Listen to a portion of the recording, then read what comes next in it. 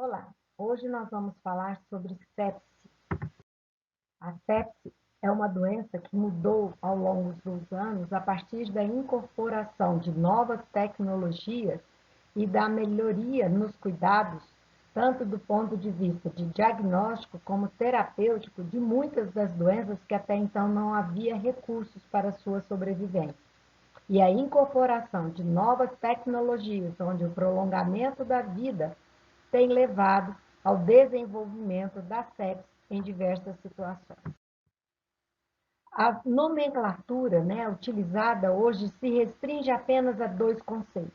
Um é sepse, o outro é choque séptico.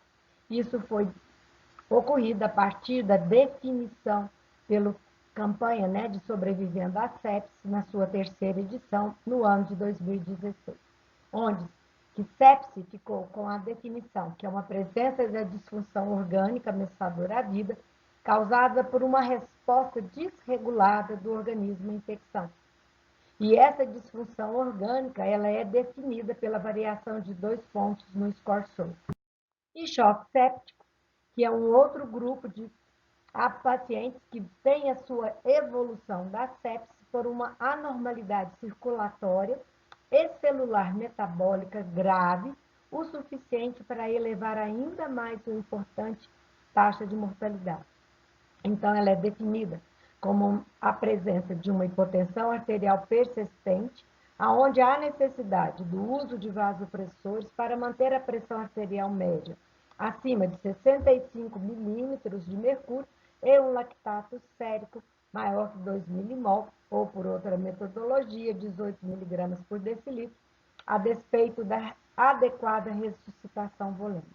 Então, ficou muito simples, porque hoje eu tenho apenas 2 critérios, quando que antes desse definição, dessa terceira edição do Surviving Sepsis, a gente tinha uma série de nomenclaturas que dificultava e deixava, às vezes, dúvidas na classificação de alguns pacientes.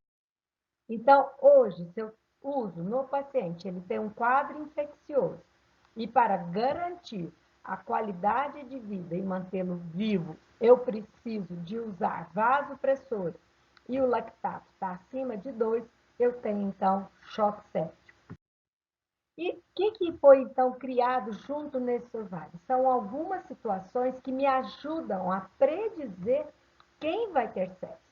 E eles são critérios que são feitos à beira do leito, em que eu não preciso de nenhuma outra ferramenta a não ser o exame clínico.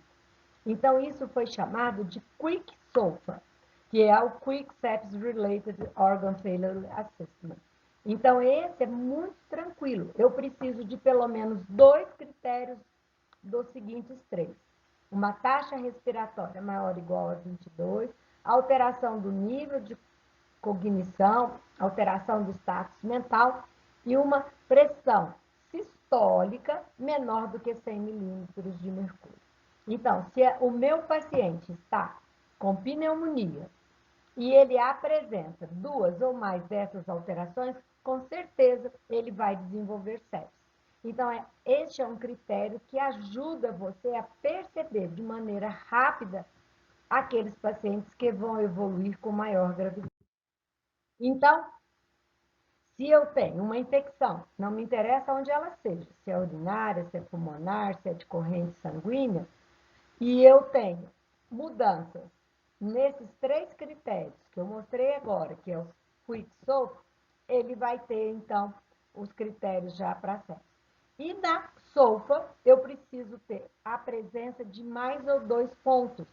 E quais são esses critérios? É uma relação PaO2 abaixo de 300, uma escala de Glasgow, e a hipotensão arterial, em que eu tenho a pressão arterial média abaixo de 65, ou a necessidade do uso de drogas vasoativas, a elevação das bilirrubinas acima de 2, a queda das plaquetas, geralmente abaixo de 150 mil, e uma creatinina acima dos limites da normalidade, ou uma oligúria, onde o paciente urina menos que 0,5 ml por quilo por hora. Esses critérios já eram adotados desde 1996 por Jean-Louis Vincent, que era um intensivista francês, e foi o primeiro a definir que a gente precisava ter um outro score para ajudar na definição de quadro de sepsis e choque séptico. Mas em 2016 foram então feitas essas alterações e hoje, né, o SOFA, que antes era a falência, né, dos órgãos relacionados à sepsis, hoje é falência sequencial dos órgãos quando há um processo infeccioso. A sepse, gente, ela mata muito em todo o mundo, principalmente nos países menos desenvolvidos, aonde você tem restrição de disponibilidade de leitos de UTI e de terapias mais complexas. Hoje, a sepse mata no Brasil mais de 400 mil casos por ano. E desses 400 mil casos, 15% desses pacientes vão necessitar de acompanhamento em leitos de UTI. Esse, então, é o SOFA, né, em que eu preciso pontuar quando eu tenho aqui no sistema respiratório, ele tem uma relação PO2-FiO2 menor do que 300, eu já tenho 2 pontos. Se eu tenho alteração na contagem de plaquetas, elas estão menor que 100.000, eu também já tenho 2 pontos. Então, pequenos critérios já me ajudam muitas das vezes a mostrar. Se o meu paciente não está entubado, quando eu vou fazer a relação PO2-FiO2, a FiO2 que eu vou usar é a FiO2 que está do ar ambiente, que é 21, tá certo? E nós temos as outras alterações que vão pontuar, ajudando a montar o score. É lógico, quanto mais alto esse score, maior a gravidade. Mas alguns pacientes já chegam com uma pontuação nesse score, às vezes pela própria doença de base que eles apresentam. Mas quando eu elevo 2 pontos daquele momento que eu avaliei a chegada, aí sim eu vou ter a evolução do quadro. E eu tenho uma fase hiperdinâmica com uma fase hipodinâmica. Então, esse equilíbrio entre as duas etapas ajuda muito a definir qual é o momento e que condutas eu preciso fazer. Na fase hiperdinâmica, em que há um aumento do aporte, da velocidade, da frequência cardíaca, da oxigenação necessária, eu começo a ter comprometimento da oferta de oxigênio, o paciente vai ter taquicardia, ele vai apresentar uma distribuição anômala e ele pode ter alterações do miocárdio que às vezes vão necessitar de algum medicamento específico. Com isso, há uma liberação de várias citocinas, entre elas oxonítricos, as betas-endorfinas e as prostaciclinas, levando então uma fase hipodinâmica, numa fase em que há uma redução para tentar preservar a integridade de órgãos essenciais. Então, há uma redução da resistência vascular periférica, o débito cardíaco é aumentado, ou às vezes permanece como estava, o consumo de O2 vai depender da demanda, há um aumento da saturação central venosa e, com isso, um aumento do lactato. Então, essa resposta inflamatória exacerbada que o paciente vai apresentar, ele vai ter impacto sobre a circulação sistêmica, sobre a microcirculação e sobre a reprodução nas alterações celulares. Na circulação sistêmica, eu vou ter uma vasodilatação, uma hipovolemia relativa, hipotensão e a depressão. Na microcirculação, quando ele aumenta a permeabilidade capilar, reduz a densidade, aumenta o edema intersticial, há uma irregularidade, uma heterogeneidade do fluxo, alteração da reologia celular, trombose e também depressão miocárdica. E nas alterações celulares, eu começo a apresentar apoptose e uma hipóxia citoplática. Então, as alterações da microcirculação, que são muito importantes, eu tenho. Começo a ver esse aumento da permeabilidade. Então, há um extravasamento, eu começo a perder volume intravascular. Altera o fluxo e a resistência, né? Há uma complacência maior com perda dessa resistência vascular, favorecendo o aparecimento de edema. Há uma diminuição da deformidade das hemácias mais rígidas, mais fácil a formação de microtombos, junto em que há um processo de trombofilia presente nas formas mais graves, né? Evoluindo inclusive para a coagulação intravascular disseminada.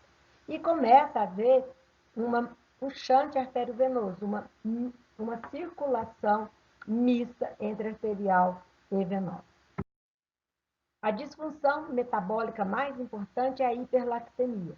E essa hiperlactemia é a dosagem do lactato no sangue periférico que vai me permitir avaliar o grau desse comprometimento. Isso está impactando também a hiperglicemia, hipertrigliceridemia, catabolismo proteico, hipoalbuminemia e acidose metabólica.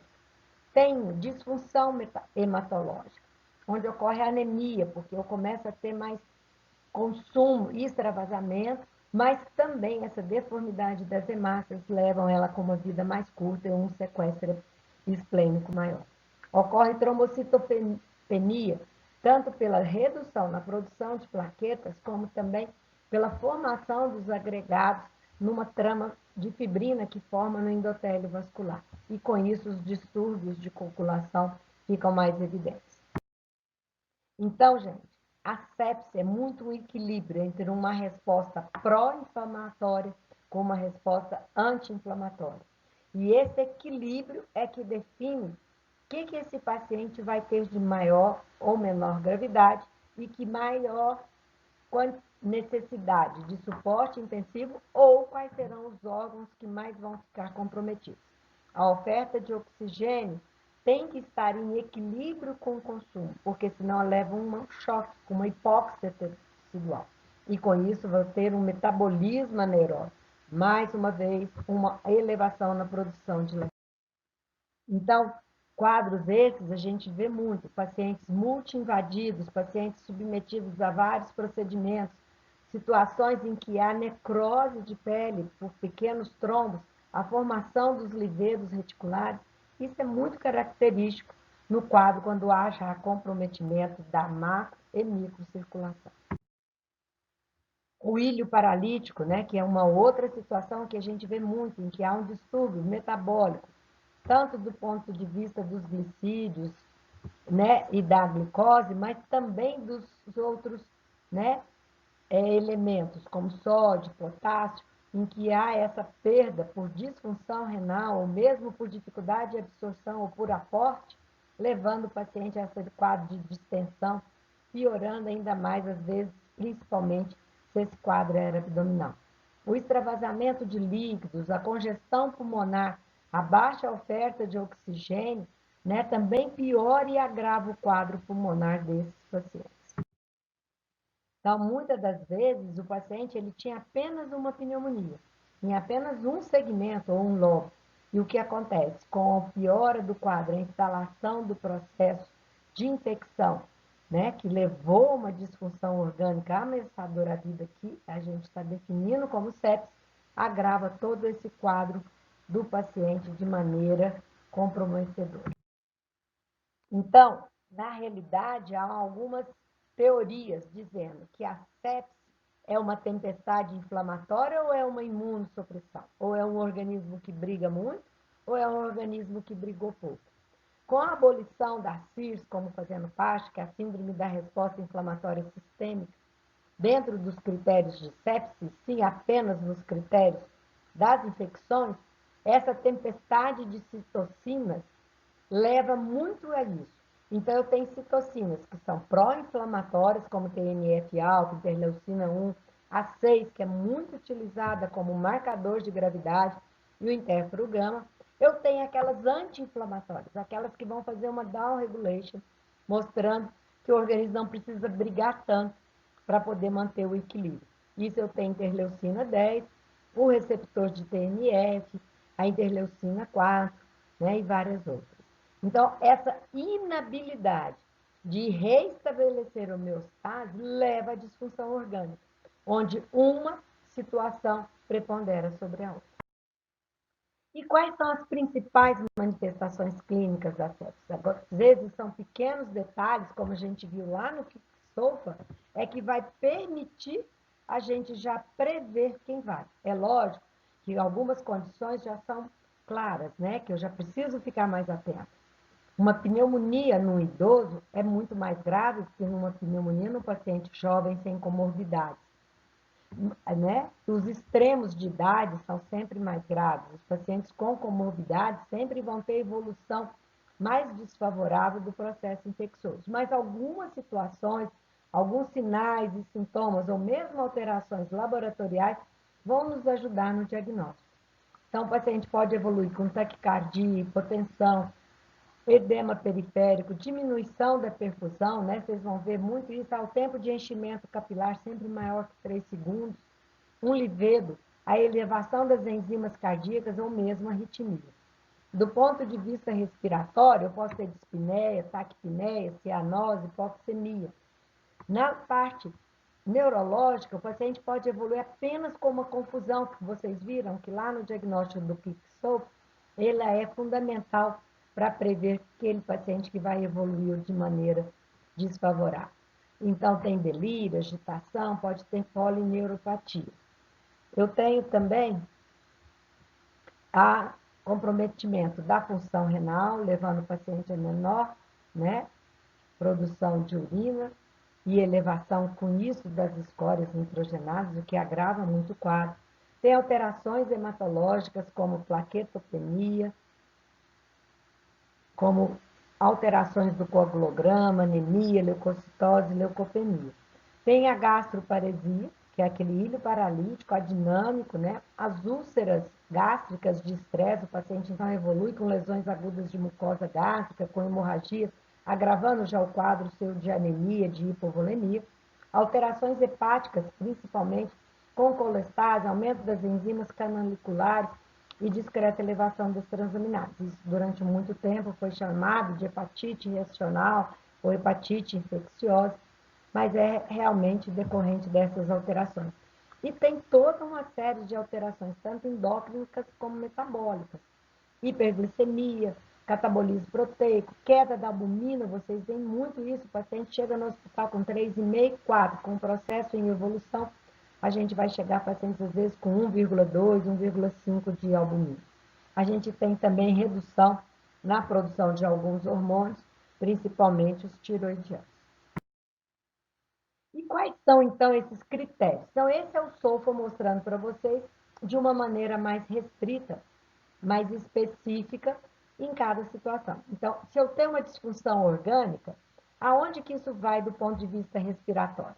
Então, ele vai intervir no pulmão. E como que eu mensuro isso? Pela relação PO2 menor que 300. A disfunção hepática, eu vou medir pela hiperbilirrubinemia, uma bilirrubina total maior que 12. Uma disfunção orgânica renal, ele vai repercutir tanto na diurese, com redução na 0,5 ml por quilo por hora, por 2 horas, ou uma creatinina maior que 12. Uma disfunção orgânica no sistema nervoso central vai ser no nível de alteração, no nível de consciência, que eu vou medir pela escala de Glasgow. A disfunção cardiovascular vai ser na pressão arterial média menor que 65 ou uma pressão arterial sistólica menor do que 90. Ou quando eu uso drogas vasoativas para poder manter essa pressão a níveis acima de 65, né, de pressão arterial média acima de 65, mesmo depois que eu fiz reposição volêmica e ele não conseguiu recuperar. E a disfunção metabólica vai medir tanto pelo lactato, né? E eu vejo isso quando eu tenho principalmente um pH menor que 7,3. E as disfunções hematológicas, que no critérios do score do SOFA, eu tenho plaquetas menores de 100 mil. Certo? Então, cada alteração metabólica, respiratória, renal, sistema nervoso, cardiovascular, hematológica, eu consigo mensurar de uma forma clínica ou laboratorial. Então, o manejo clínico da sepse foi uma discussão muito grande. Então, desde 2016, ele vem sofrendo algumas adaptações, começou muito precocemente em 2009, tudo isso foi crescendo. Em 2018, então, teve a última atualização, em que foram criados os conceitos, tanto do ponto de vista de conceitos de diagnóstico como conceitos e as diretrizes para o manejo dos pacientes em sepsis. Quais que são as principais causas de sepsis? Então, no Brasil, né, a gente sabe que cada país, cada região tem um foco principal, que é o que mais vai desencadear sepsis, e o que eu vejo aqui é principalmente na nossa região também não muda muito, são os pulmões, tanto a pneumonia adquirida na comunidade como pneumonia hospitalar, o abdômen, principalmente quadros infecciosos como apendicite, colicistite, colangite, mas também quadros agudos que levam ao processo de inflamação e perfuração intestinal e as peritonites. O trato urinário também é um grande foco desencadeador de sepsis pelo estímulo muito grande da cascata das citocinas, ele é uma das infecções que mais levam a essa tempestade. A pele, principalmente celulite, as escaras, hoje chamadas as lesões por pressão, o osso, osteomielite, as sinusopatias, sistema nervoso central, meningites, encefalites, sangue, principalmente aquela relacionada à presença de dispositivos invasivos, tanto como os catéteres venosos centrais, de longa ou de baixa permanência. E é lógico, em algumas situações a gente tem muita dificuldade e pode ocorrer que você não identifique o foco, mas o paciente está em sepsis e você vai ter que tomar uma conduta para poder prevenir um desfecho fatal nesses casos. Então, gente, o diagnóstico da sepsis, ele baseia em diagnósticos clínicos, que nós vimos, né? Às vezes é só visualizar volume, é só mensurar a pressão, mas também tem diagnósticos laboratoriais. O hemograma vai te mostrar leucocitose, desvio esquerda, predomínio neutrofílico, uma leucopenia, mas em algumas situações ele não te ajuda muito, como é no caso dos neutropênicos febris. A elevação do lactato, a presença de uma acidose metabólica, a presença de indicadores de resposta inflamatória sistêmicas, como a procalcitonina, a proteína C reativa ou mesmo a ferritina, e alguns outros diagnósticos, alguns outros exames que podem nos ajudar. Função renal, função hepática, exames de imagem. Mas o diagnóstico microbiológico ajuda muito e ele é fundamental. Por isso, a necessidade de coletar cultura e, principalmente, e essa é imprescindível, a coleta de hemoculturas. E por quê? Porque eu sabendo quem é o agente mais prevalente naquela topografia da infecção ou naquele ambiente hospitalar, muitas das vezes eu não vou ter a resposta de qual bactéria que já está e eu preciso tomar conduta. Então, durante muito tempo, houve um predomínio das bactérias gram-negativas e hoje há um grande equilíbrio, tanto entre as gram-negativas como as gram-positivas, por causa principalmente dos dispositivos invasivos. E há, lógico, outras, né, vêm surgindo, principalmente os fungos, e entre eles tanto as cândidas álbicas como as não álbicas. Então, no Surviving Sepsis de 2018, o primeiro manejo que eu preciso fazer do paciente é na primeira hora. Então, a primeira hora é que vai me ajudar a definir a evolução daquele paciente de maneira um pouco melhor ou de forma mais grave. Então, o paciente chegou no hospital, eu fiz a minha anamnese, examinei fisicamente, já fiz os critérios do SOFA e defini que o meu paciente está em sepsis, o que eu preciso? Imediatamente pedir uma medida do lactato, colher hemoculturas, gente, isso não tem desculpa, todos podem colher, nenhum paciente, nem no mais que perdeu volume, ele consegue, você consegue sim, qualquer, porque você precisa de um acesso venoso, e se eu conseguir um acesso, eu consigo sangue, e iniciar antibióticos de amplo espectro. Mesmo que eu tenha a topografia da infecção, eu devo dar uma chance de maior acerto para depois fazer a restrição, depois eu posso descalonar, eu posso fazer substituição. Mas a primeira oportunidade que o paciente tem de ser tratado por um antibiótico tem que ser boa, porque a cada mudança ele vai perdendo as condições de resposta adequada. Fazer uma ressuscitação volêmica, principalmente com cristalóide, a 30 ml por quilo. Isso geralmente a gente faz nessa primeira hora, mas é lógico, eu tenho algumas restrições. Eu tenho um paciente idoso que é cardiopata, que se eu, às vezes, fizer um volume desse tamanho, eu vou matar o de edema agudo antes que ele morra de sepsis. Então, eu passo um volume, observo, vejo se recupera, e isso tem que ser muito de próxima. A sepsis, gente, é uma urgência médica. Ela não pode ficar aguardando resultados e nem ficar esperando que alguma coisa a mais aconteça para vocês tomarem decisão.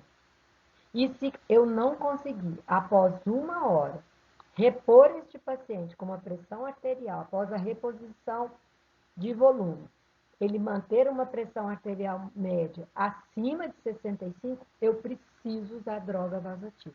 E alguns pacientes chegam com uma pressão arterial média abaixo ou igual a 55, aí eu nem posso ficar aguardando a reposição. Eu corro simultaneamente reposição e drogas vasoativas. Então, muitas das vezes, o primeiro atendimento é pré-hospitalar, é antes do paciente chegar no nosso hospital. E essa revolução polêmica agressiva, e você pode repetir se essa pressão não conseguiu chegar, né, num volume adequado, bem perfundido, mas você melhorou, mas ainda precisa, você pode repetir mais uma vez. Ou se aquele lactato estava muito elevado e você não conseguiu, né, abaixá-lo muito, você também pode repetir essa ressuscitação. Pelo menos cair pela metade o lactato. Então, no final de 6 horas, eu preciso ter o PVC, né, que é a pressão venosa central, que hoje os próprios monitores já te dão, em torno de 8 a 12, uma pressão arterial média acima de 65, e o paciente já tem que estar urinando pelo menos 0,5 ml por quilo por hora. Então, gente, muito cuidado. Muitas das vezes, esse manejo desse paciente acontece na unidade de pronto atendimento, numa unidade de emergência. Não dá tempo desse paciente aguardar uma vaga de UTI.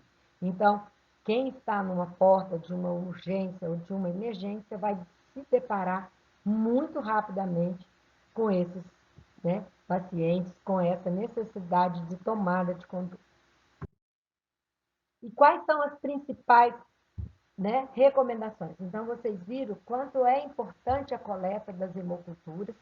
Ela é a mais. Se eu não conseguir urina para fazer urocultura, não tem problema. Às vezes eu não consigo colher um líquido pleural, não consigo colher um líquor, mas hemocultura é fundamental. E pelo menos 2 amostras. O que são 2 amostras? São 2 sítios diferentes. Quando eu colho 2 pares no mesmo lugar, eu tenho uma amostra. Se eu colho 2 amostras em 2 locais diferentes, eu tenho 2 amostras. Então, no mínimo, eu preciso de 2 amostras. E eu preciso controlar. Então, o antimicrobiano, eu não tenho que ficar esperando eu imaginar sair o resultado dessa hemocultura ou de qualquer outra cultura para definir. Então, eu preciso logo iniciar o antimicrobiano e se eu tiver algum dispositivo que possa ser a causa dessa infecção, eu preciso remover ou substituir. E se eu tiver um foco que precise de abordagem cirúrgica, gente, isso tem que ser feito. Não dá para você ficar esperando o paciente melhorar para depois fazer o procedimento. Muitas das vezes a gente perde o paciente antes disso. E as culturas podem ser de mais diversas origens. Pode ser sangue, urina, ponta do catéter, secreção traqueal, um lavado broncoalveolar, uma biópsia de uma ferida operatória.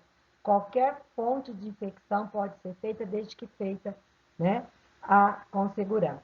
Em relação quando você tem dispositivo vascular, você deve colher tanto uma cultura pelo catéter que estava inserido, como uma periférica. Porque só assim você vai poder dizer que aquela infecção estava relacionada à catéter. E o que eu preciso de antimicrobianos? Os antimicrobianos, cada hospital, cada instituição, cada serviço tem as suas diretrizes. Aqui é só apenas um exemplo para vocês entenderem. Por exemplo, no foco abdominal, vocês vão ver muito tranquilo uso de cefalosporina de terceira geração associada a um anaerobicida, que aqui no caso é o metronidazol. Se tem um risco de ter infecção por enterococos, é ampicilina. Se o paciente permite e pode usar, a gentamicina também é um excelente antimicrobiano. Mas se o paciente tem algum problema, ele não pode usar uma cefalosporina, ou ele já veio de instituição, já tinha história de ter utilizado, já não vai ter mais uma cefalosporina. Muitas das vezes vai ser um carbapenema, associado ou não a um aminoglicosídeo. Infecções de peles e partes moles, eu tenho que pensar muito em gram positivo. Então, nesse caso, são cefalosporinas da classe de primeira ou segunda geração, ou a oxacilina. Se tem sinais de necrose, o mais importante, usar um anaerobicida, e a clina, nesse ponto, ajuda muito. Mas se é um paciente usuário crônico de corticóide, tem infecções de repetição, ele vive usando antimicrobiano, às vezes ele já vai ter uma infecção por um germe resistente às oxacilina ou às cefalosporinas. Aí eu vou precisar geralmente de um glicopeptídeo, vancomicina, teico ou adaptomicina. Na corrente sanguínea associada a catéter, na grande maioria das vezes, são germes hospitalares e são pacientes que foram muito manuseados. Nesse caso, geralmente o esquema inicial já é de amplo espectro, é um carbapenema com um glicopeptídeo, e muitas das situações, às vezes o paciente já está usando esses medicamentos e aí é uma infecção fúngica, que aí é uma catástrofe se eu não perceber e detectar isso precocemente. E é naqueles pacientes que eu não tenho foco definido, por exemplo, na neutropenia febril, paciente em pé, com febre, né, ele está neutropênico, eu começo geralmente uma cefalosporina de quarta geração, que é o cefepim, associado ou não ao metronidazol, ou muitas das vezes eu vou evoluir mesmo para um carbapenêmico e um glicopeptídeo. Então, tudo que a gente tem visto, né, ao longo dos anos a sepse é uma doença grave e pode levar ao óbito. Então, as condutas devem ser feitas de maneira precoce, dirigidas e de maneira segura. Tá certo?